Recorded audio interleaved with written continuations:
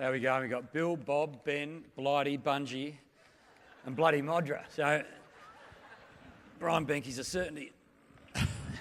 Did you meet Brian, did you, Hamish? I went to school with Banks. We were in a boarding house together. Yeah, no, played some games. He was one of those boys in 91 that we sat together watching the first Crows game. He did go on to play for the Crows, so there you go. Blighty, 18 as a player, 15 as a coach, 10 in the media, 7 as the Suns. You had 50 of about 52 years in football. Yeah, for a bloke 43, I've done pretty well, haven't I, really? I mean, did you ever imagine you could make a life out of this extraordinary sport? No. And just quickly, I grew up, when I played that one game for Woodville, it was the only Saturday night I never went out. I went home, I was knackered. I said to Mum, I can't go out. And it was mandatory for anyone at Woodville and in those days to go out. I went home and slept. I didn't think, if I never played another game, I was just going to be wrapped. Bungie, what was it like to play under the Messiah? I mean, you'd had different coaches, but then first 2 years of this man's tenure, premierships, and you on the biggest stage, performing unbelievably. Look, I guess for someone like myself to come in, pretty raw and to be able to have the opportunity for, I was living away from home, but to have someone who was, more of a father figure, could teach you about. I thought as a young bloke, a little bit wet around the ears. You thought you knew a lot about footy, but it was just, until I spoke to Blighty and talked to him about football and how I could get better. I guess I realised that I didn't know much at all, and to go on that journey for a couple of years, and the one thing that probably for me stands out and that I learned from Blighty is that, to be the best player you can be, you've got to be your own best coach. And for me, it was then about going on that journey myself and being tough on myself and teaching myself that, I had to do the hard things and the things that people didn't see to be the best player I could be. And that's the one thing for me that, I took away from and learned from Blighty in those few years that he was there, that probably helped me improve my game and then go on to play a number of years after, was the fact that coaches can only tell you so much, and there's one thing that Blighty say you got to sift through the bullshit and then basically filter out the good things for you, like those little, when you're panning for gold, you got to find those little nuggets and then build your game on the back of those things. And that's the things that probably for me stayed true for my whole career. And I used to sift through a fair bit of bullshit and work out what I needed to do to improve my game and get better. Hamish, if you don't mind, I agree with what Andrew just said then, because I think my greatest gift as a coach was I made the really, really, really good ones just a fraction better. David Hayes always said, anyone can train a Group 1 racehorse if you've got the Group 1 racehorse in the barn, and you had one here. But tell me what it was like the night before the 97 grand final. You'd lost in 89, one of the greats of all time. 92, 94 were disappointing. How'd you sleep? Nah, crap. In fact, terrible. In fact, it was probably... I've had a passion for footy for a pretty long time. I mean, I love the game and I love the challenge of it. I love watching really good players. But that night, I equalled a record with that third loss at Geelong. If we topple, I would have broken another bloody record that you didn't want, And look, I mean, I think, particularly when you get older, life's a bit about timing, when you turn up and when you get there, and particularly in our game, even with players, where you get drafted these days. But I just think sometimes the bounce of the ball, the luck, the art, all that sort of stuff goes with you. But to have a group that kicked 14 goals straight, which everyone admits, in the second half of a grand final, there was a point, but it was rushed.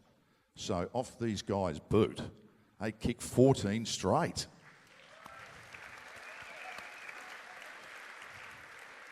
And there was a couple of games when you didn't do that and you lost. But I mean that is a remarkable. When you look back, it was it's not lauded, and I don't know why. It's one of the greatest against the odds win, and the second one, two in the history of the game, are both the Adelaide Crows ones. It's amazing. Did you think in '97 against the Dogs there was a chance you could win that game, or you almost resigned to the fact that this one's gone? No, and I think all the boys that were there, anyone watching, we were a really fit team. Our second halves were really good, you know. So you hope. No, you don't know, to be honest. I mean, you just hope that, you know, that the guys can actually get it together, and thankfully we did. Bunge, have you seen a movie, Dead Poet Society, Robin Williams? Yep. Carpe Diem, Seize the Day. Shit, you nailed that, didn't you? I mean, 97, 98. 97, you had a good day. 98, you had a good... 2003, Michael Tuck medal. Another grand final, another best on ground. Was there anything you did before grand finals? Was there anything that you took? Did you know Stephen Dank back then? This is not being video. I hope this is not being video. I was joking, he didn't know. We did, actually. Craigie gave us some of that. The horse manure. Colostrum, whatever. Yeah, Craigie was training horses, and we had a lot of horse manure. We did try some. Well, we did. Yeah, there's that. Craigie brought in this new butte thing that we all got on. And creatine. No, it wasn't colostrum or something. It was colostrum, called. yeah. Colostrum or it started with C and ended with M. And there's not one good word that starts with C and ends with M. Yeah, it was. They gave it to us, and we trained bloody hard. It's the first time I really reckon you think you're okay, and we used to have competitions as before Blighty rocked up to see who could be the fattest and pre-season and so forth, and I might have won a couple of those competitions with Roo, but Craigie got us on, tried to give us this he was supposed to be this help us with our recovery and all sorts of stuff, and I gave it back to him at the end of the year, the whole box, because I tried it once and I couldn't handle it. I spewed it up and then gave it back to him, the whole box, and he was, I think half the blokes were the same, but he was sort of going around telling everyone that it was the best thing since sliced bread. But the question wasn't really on the drugs. It was. It was about what we did. Yeah. But for me, I guess it wasn't. They weren't drugs. It was milk. Protein. Yeah, it was peptides. It was horrible milk. But anyway, I didn't. And going back to Benny's story, that actually happened. I think that happened the morning of the grand final, where we were playing this game of cricket in the hallway, and then we looked at each other and went, "Shit, we better get ready. We got to play a grand final in about 2 hours." So, but we did. For me, it was just the fact that I wanted to, and as a footballer, you want to be the best you can be on the biggest days of the year and play that. And those are the days that I play that in my mum and dad's living room and lounge room and kicking goals and so forth in there. And I was, I wanted to be the best player and on the big stage and so forth. So I lived those things. And then for me, it was about the fact that, leading up to the grand final, I never really thought about it, but Blighty would prepare us he prepared us as best we could, and say, this is what to expect, and went through it and all happened. But in the back of my mind, I sat there and I was like, well, the last two blokes that come out of the territory to play in grand finals were Morris Rowley and Michael Long, and they both grand finals they won Norm Smith medal, so you better pull your finger out. And so there was that, sort of felt that pressure a little bit, because I wanted to make sure that I was able to perform at the best of my ability. And like I said a bit earlier, I just happened to be in the right place at the right time. But there's a few guys that could have been there, and if it wasn't for Benny Hart in the first half of the North Melbourne game in '98, then we wouldn't have been here talking about 2 premierships. Actually, Hamish, just on that fitness bit, Benny Hart was as fit an athlete you've ever seen. Mark Rasciuto flogged himself. I mean, I reckon he was a fantastic trainer.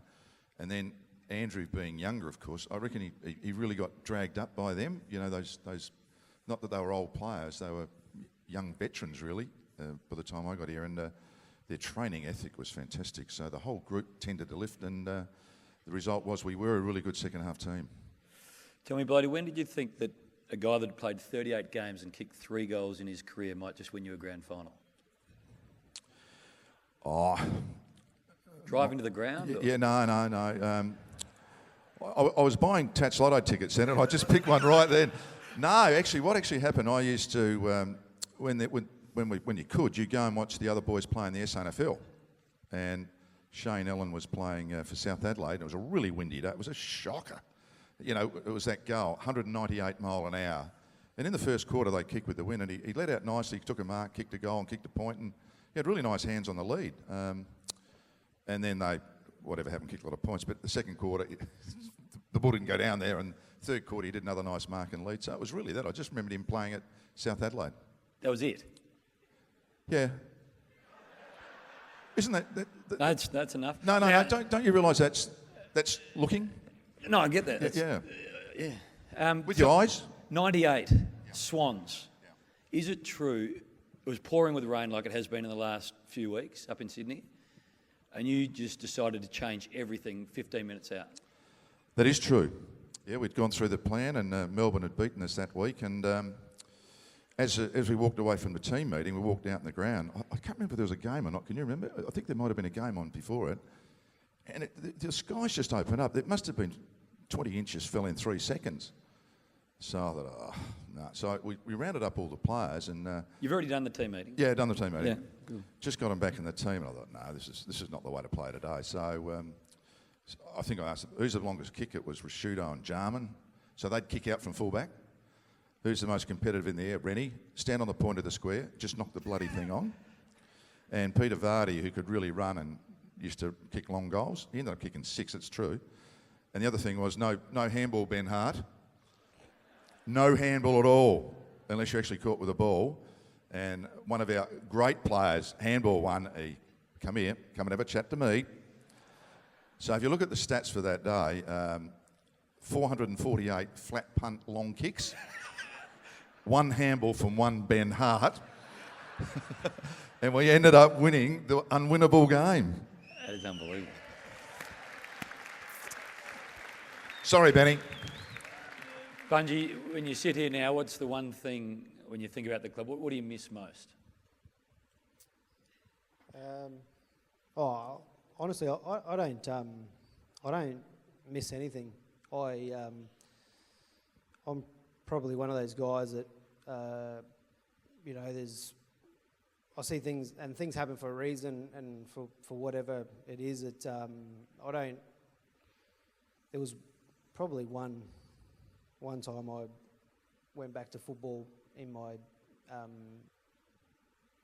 first few years away from the game, when the Crows played, the boys played against the Freo in the final at Footy Park, and I just sat there, and I happened to be having a beer with Rachel, and I said, I reckon I'd go right out there today. But apart from that, I haven't missed it. Look, I'm just very grateful. I played in a really great era, I'm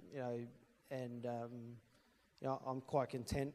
I don't have any regrets in terms of my footy, and I know my knee doesn't miss it for the world. And I was actually just talking to Matty Liptak before and asking him how far stem cell research is off, because I wouldn't mind going for a run again. Look,